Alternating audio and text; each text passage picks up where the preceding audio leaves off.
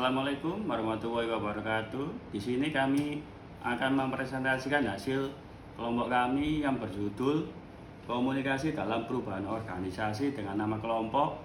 Yang pertama yaitu M. Vansa, EKI Ardianto, M. Gali Putra, M. Triverdianto. Baik, untuk slide pertama yaitu tentang konsep komunikasi organisasi, yaitu komunikasi organisasi adalah proses interaksi yang terjadi antara anggota organisasi yang memiliki tujuan bersama dalam mencapai keberhasilan dan berkelanjutan organisasi. Komunikasi organisasi melibatkan berbagai bentuk komunikasi, mulai dari komunikasi vertikal seperti antara manajer dan staf, hingga komunikasi horizontal yang dapat terjadi antara departemen atau individu yang setara dalam organisasi. Slide selanjutnya yaitu tentang tujuan komunikasi organisasi. Tujuan komunikasi organisasi ada 3. Yang pertama yaitu meningkatkan kepuasan karyawan. Komunikasi yang baik di antara anggota organisasi bertujuan untuk meningkatkan kepuasan karyawan dan menumbuhkan perasaan keterikatan atau loyalitas terhadap organisasi. Yang kedua, menjaga konsistensi dan klarifikasi. Pengetahuan komunikasi organisasi yang baik dapat menghindarkan terjadinya informasi yang tidak akurat atau konflik antara anggota organisasi. Dengan begitu, anggota organisasi dapat bekerja dengan lebih efektif dan efisien. Yang ketiga, mencapai tujuan strategis organisasi. Dalam konteks ini, komunikasi diarahkan untuk mengumpulkan informasi, menyampaikan kebijakan dan arahan, serta membangun hubungan dan jaringan kerjasama antara seluruh anggota organisasi. Slide berikutnya yaitu proses komunikasi. Proses komunikasi dalam organisasi meliputi pengertian tujuan komunikasi, pembentukan pesan, pengkodaan, pengiriman pesan, interpretasi, umpan balik, dan evaluasi.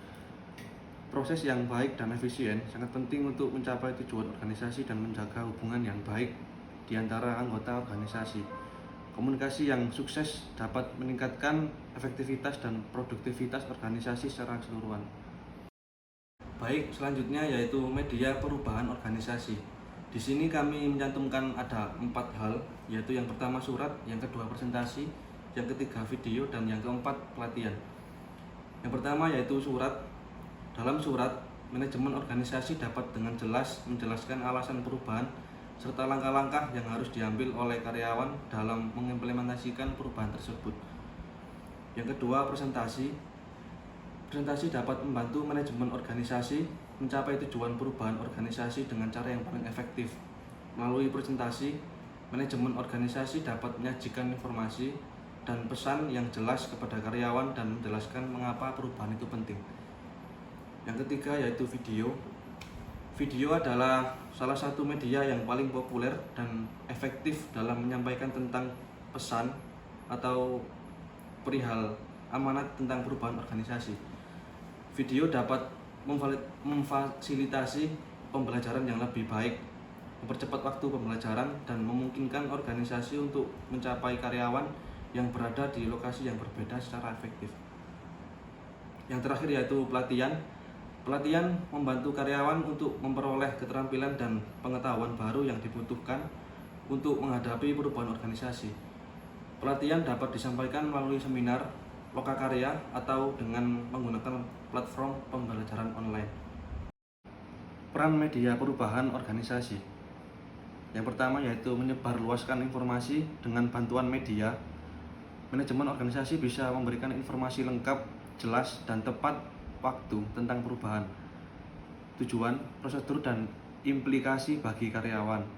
Yang kedua yaitu menjelaskan tujuan dan alasan perubahan.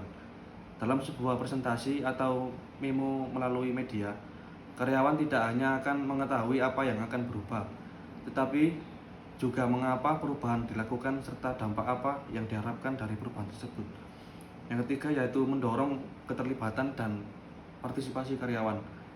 Media seperti media seperti surat elektronik atau forum diskusi online dapat memberikan karyawan kesempatan untuk mengekspresikan pendapat dan bertanya tentang perubahan. Hal ini dapat meningkatkan rasa kepemilikan karyawan terhadap Hal ini dapat meningkatkan rasa kepemilikan karyawan terhadap perubahan. Selanjutnya yang terakhir yaitu memonitor proses dan kinerja. Media membantu manajemen organisasi dalam mengidentifikasi area yang memerlukan perbaikan selama proses implementasi perubahan. Baik, untuk slide terakhir yaitu kesimpulan. Dalam perubahan organisasi, media memainkan peran kunci dalam mempermudah manajemen organisasi untuk menyampaikan pesan dan informasi yang diperlukan kepada karyawan. Penggunaan media yang tepat dapat membantu manajemen memastikan bahwa karyawan memahami alasan di balik perubahan, tujuan perubahan, serta langkah-langkah yang harus diambil untuk mengimplementasikan perubahan organisasi dengan efektif. Selain itu, media juga dapat membantu manajemen dan memonitor proses perubahan dan kinerja karyawan. Penting bagi manajemen organisasi untuk mengembangkan rencana komunikasi yang efektif sehingga pesan yang hendak disampaikan benar-benar tersampaikan dengan baik dan perubahan dapat berjalan dengan sukses. Demikian hasil presentasi dari kelompok kami, kurang lebihnya mohon maaf. Wassalamualaikum warahmatullahi wabarakatuh.